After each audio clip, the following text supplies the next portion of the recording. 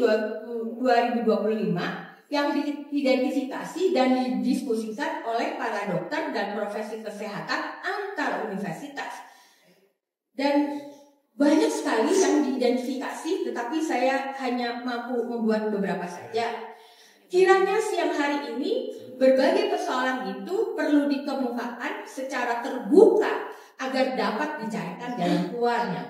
Pertama, pelemahan peran organisasi dokter spesialis. Melalui Keputusan Menteri Kesehatan nomor sekian-sekian 1581/2024 nampak adanya pembatasan kewenangan kolegium dokter yang selama ini menetapkan standar pendidikan dan kompetensi dokter spesialis. Dalam hal ini nampaknya Menteri Kesehatan juga banyak mengambil alih urusan profesi kedokteran dalam urusan STR, SIP, dan kompetensi yang seharusnya dikelola bersama organisasi dokter. Kedua, pengaturan sendiri pendidikan dokter spesialis.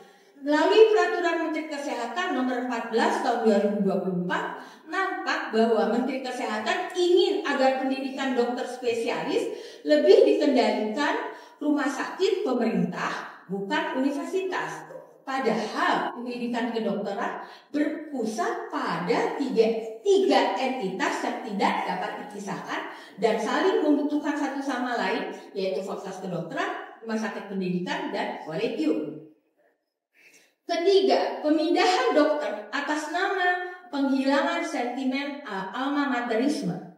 Menteri Kesehatan tidak memberi penjelasan yang transparan tentang alasan memindahkan para dokter ke universitas atau rumah sakit yang berbeda, kecuali membicarakannya melalui media massa. Masa kayak gitu sih?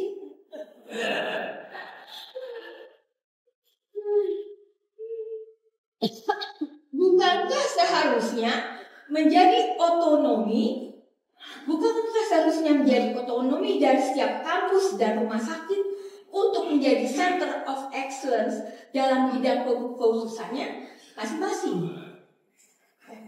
Dalam hal ini seharusnya yang dilakukan pemerintah adalah mendorong terjadinya kolaborasi keilmuan antar dokter dan universitas dan rumah sakit yang berbeda. Kolaborasi ini sangat dibutuhkan karena laboratorium dan peralatannya bisa dipakai bersama, tidak mubazir seperti yang terjadi saat ini, dan sharing pengetahuan dan pengalaman bisa semakin intensif terjadi di kalangan para ahli.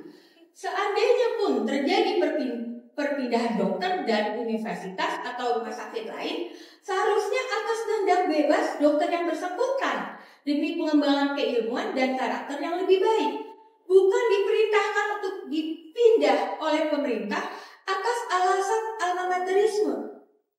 Yang keempat, aturan tindakan medis yang tidak dapat dipertanggungjawabkan. Menteri Kesehatan melalui berbagai ucapannya di media atas nama kekurangan dokter spesialis menyampaikan idenya untuk memberi pelatihan kepada dokter umum agar bisa melakukan tindakan kedokteran yang serius yang menurut standarnya hanya bisa dilakukan oleh dokter ahli atau profesi terkait. Bahaya sekali ini. Pemerintah seharusnya mengatur soal distribusi dokter spesialis dan memastikan bahwa di daerah terpencil tersedia rumah sakit yang memadai peralatan dan sumber daya manusianya. Di samping itu, di daerah terpencil atau wilayah konflik perlu dipikirkan jaminan keselamatan dan keamanan, terutama bagi dokter perempuan.